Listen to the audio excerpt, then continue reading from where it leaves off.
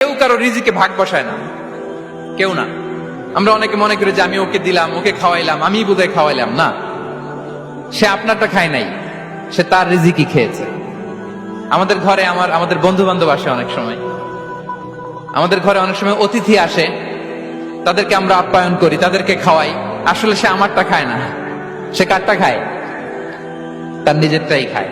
বিষ্ণু ইসলাম এটা খুব সুন্দর করে বলেছেন। ওনার কাজিন চাচাতো ভাই আব্দুল্লাহ ইবনে আব্বাসকে একদিন অনেক নাসিহা করছিলেন।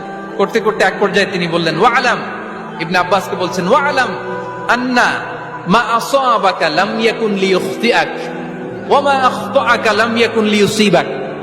আব্দুল্লাহ, জেনে রাখো, যেটা তুমি পাওয়ার এটা তুমি কোনোদিন হারাবা না।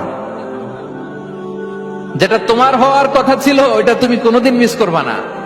আর যেটা তুমি পাওয়ার কথা না, গোটা বিশ্বের সব শক্তিকে হাতের মুঠোয় আনলেও সেটার দেখা তুমি পাবে না, পাবে না। ওয়ালাম আন্নামা আসাবাকা লাম ইয়াকুন লিইখতিআক ওয়া মা আখতাআকা লাম ইয়াকুন লিইউসিবাক রুফিআতিল আকলাম ওয়া জাফফাতিস সুহুফ। আব্দুল্লাহ, রিজিক নিয়ে চিন্তিত হয়ো না, রিজিক নিয়ে পেরেশান হয়ো না। প্লে ইউর রোল, রিজিক ইজ ফিক্সড।